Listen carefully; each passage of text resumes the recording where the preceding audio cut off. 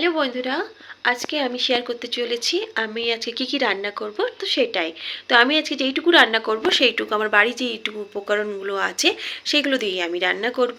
আর কিভাবে রান্না করছি তো সেটাই আপনাদের সাথে শেয়ার করব। আমার ভিডিওটি ভালো লাগলে আমার চ্যানেলটিকে সাবস্ক্রাইব করে, লাইক করে, কমেন্ট করে আমার পাশে থাকবেন। তো চলুন আজকে কি রান্না করি সেটাই দেখাই আপনাদের সাথে।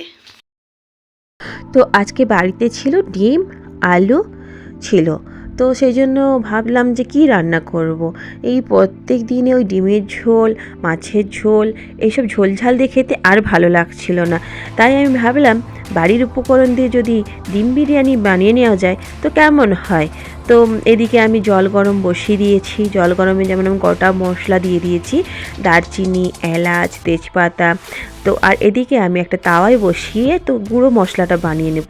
তো ওই যে বাড়িতে যেগুলোই ছিল, দারচিনি, বড় এলাচ, লং, এই যেগুলো ছিল ওই কয়েকটা মশলাকে গরম করে এটাকে পেস্ট করে একটা গুঁড়ো মশলা বানিয়ে নেব।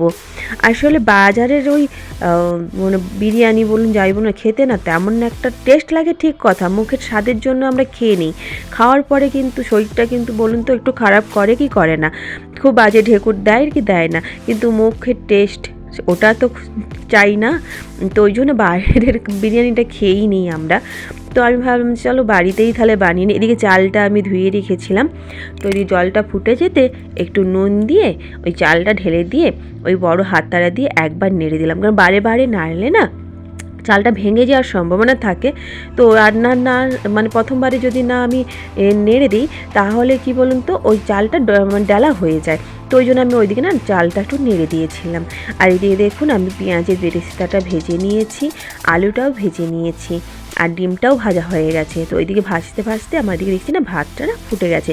তো ভাতটা দেখুন জাস্ট এতটাই সিদ্ধ হবে, মানে একটু সেদ্ধ হবে আর বাকিটাই কাঁচা। ধরুন 100%-এর মতো দিয়ে হয়তো 75% সিদ্ধ হলো, বাকিটাই এইভাবেই থাকবে।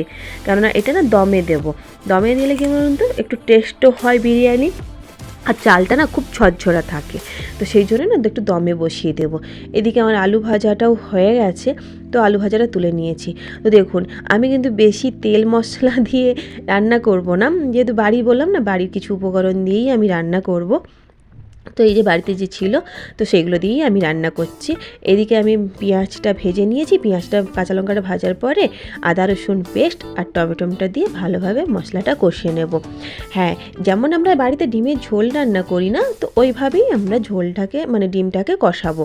তো শুধু জাস্ট দু একটা উপকরণ একটু এক্সট্রা দেবো। তো এদিকে আমি মশলাটা আমার কষানো হওয়ার পরে হলুদ গুঁড়ি, লঙ্কা গুঁড়ি, জিরে গুঁড়ি আর ধনে গুঁড়ি দিয়ে দিলাম। এটা তো জানেনই আপনারা, মানে সব তরকারিতেই এটা হচ্ছে কমন ব্যাপার একটা, যেটাকে না দিলেই নয়। আর সবথেকে কমন হচ্ছে নুন, ওটাও দিয়ে দিলাম পরিমাণ মতন। আর এইটা আমি যে পেস্ট মানে গুঁড়োটা করে রেখেছিলাম ওই গুঁড়োটা দিলাম একটু। তো এই মশলার সময় গুঁড়োটা দিলে পুরো চালটাতেই সেন্ট হয়ে যায়, আর মানে বেশি অতটা কিছু দিতে হয় না।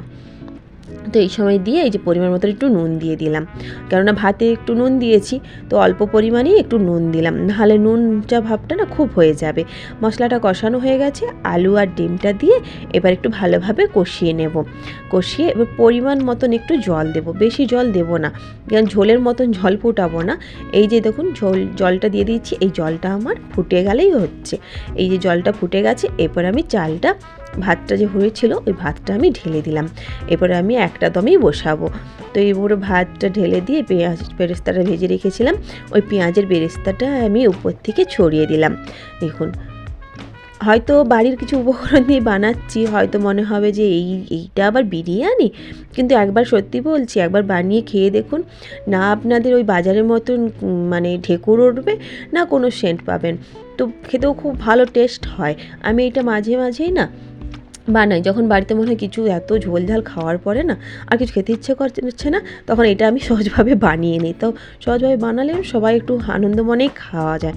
তো এই যে আমি সাজিয়ে নিয়েছি, দেখুন সব কিছু দিয়ে সাজিয়ে নিয়ে একটা ফয়েল পেপার দিয়ে উপর দিয়ে এই ঢাকনাটা দিয়ে দিলাম। এই যে ফয়েল পেপারটা দিয়ে দিয়েছি না, আর ওই ফুটোটা কিছু দিতে হবে না, ওটাতেই হয়ে যাবে। এদিকে আমি ওই যে তাওয়াটা গরম করতে বসিয়ে দিয়েছিলাম, ওটা গরম হয়ে গেছে। তো এরপরে আমি কড়াইটা বসিয়ে দিলাম। এরকম ফুল আছে, পুরো 10 থেকে 15 মিনিট আমি দম দিয়ে কমিয়ে দেবো। দেখুন এই যে আর পুরো 20 মিনিট পর নামিয়ে নিয়েছি, মানে বন্ধ করে দিয়েছিলাম গ্যাসটা, দিয়ে 10 মিনিট পরে খুলছি। দেখুন কত সুন্দর রং হয়েছে, কোনো কালার দেইনি, কোনো কেশর দেইনি, কোনো কিছুই দেইনি। তো শুধু জাস্ট একটা বললাম না, নর্মালভাবে বাড়ির জিনিসপত্র দিয়েই আমি বানিয়ে নিলাম। দেখুন চালটা কত সুন্দর ঝরঝরে আছে। চলুন এইভাবে আজকে লাঞ্চটা আমি কমপ্লিট করি। আমার ভিডিও ভালো লাগলে পাশে থাকবেন।